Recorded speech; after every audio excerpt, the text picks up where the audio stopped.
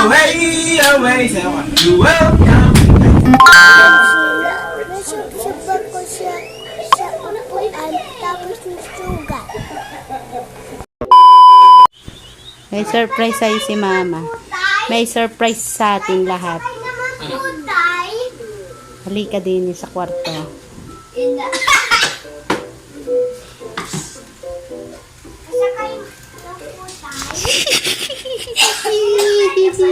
Galing yan. Mag-welcome home ka, dali. So, hi mga kabibig. So, ayan. Tumamaga yung mata ko para may kilitin. Ayan. Yung biyanan ko ay umalis. Punta siya sa Manawag.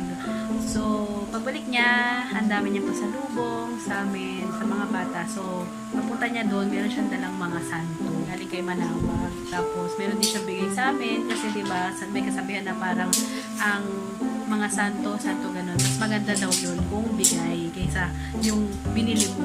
Binilhan niya nga kami ng ni Manawag kasi sumimba nga siya doon. So matagal niya na daw na pangarap na sumimba doon sa simbahan na yun, which is ngayon lang natuloy. So kasama niya kasi yung friend niya. Ayun nga, may pasalubong siya sa amin na alam ko matutuwa si tatay dito sa pasalubong niya, si Jonathan. Mahilig siya sa mga santo-santo at saka mahilig siya mag-alay ng kandila sa mga santo-santo. Yun nga, daig pa niya ako. So namanan niya yata yung pagiging ganun niya sa mama niya. So ako kasi dati si mama kasi hindi siya talaga yung mga santo-santo na mahilig.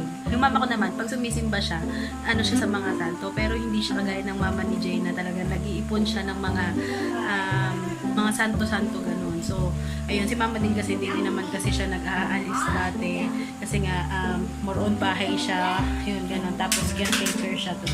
Tapos, yun yung sinasabi niya sa akin na kahit hindi naman kami mahilig sa mga santo, ganun, yung mama ko sabi niya, basta daw nasa puso, nasa isip namin si Papa Jesus, okay na daw. Kaya hindi ako ganun kalapit sa mga santo-santo. Pero ngayon, dahil sa asawa ko, medyo lapit na din yung loob ko. Ganun. Lagi siya pag dumadating kasi ako malilimutin.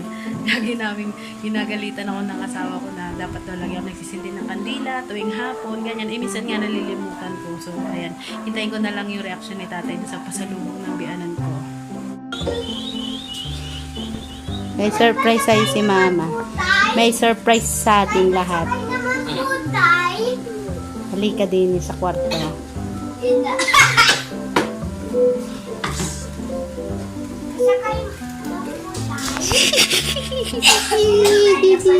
Galing yan. Mag-welcome home ka, dali.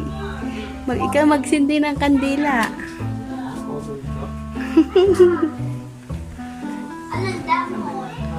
Sa Manawag. Aba. Dapat malaki. Magpapagawa nga daw siya ng lagayan ng santo. Meron pa maliliit ata. Yung isa kay ate. Ito daw malaki. Bigay daw ni Ate Ann. Yan yung malaking Manawag sa kanya. Tapos yung maliliit sa atin. Tsaka yung crucifix.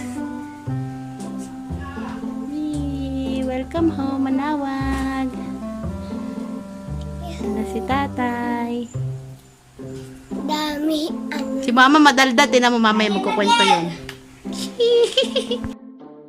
Cheng, nakita mo na si Manawag. Sino? Manawag. Welcome mo. Tinan mo. Nakita ang santo. Dali. Lapitan mo. Hindi makikita pag nandyan. Ba, laki. Asa mama? Pasalubong ni mama. Diba? Ganda. Ayan, bigay daw yan nung ni Tita Pala. Na malaki. At saka yun. Tapos itong dalawang maliit, binili daw ni mama yan sa amin. Yan. Tsaka kay ate. nakalamutan mo, Jenny Ace. Jelly Ace! Picture kayo. Yan.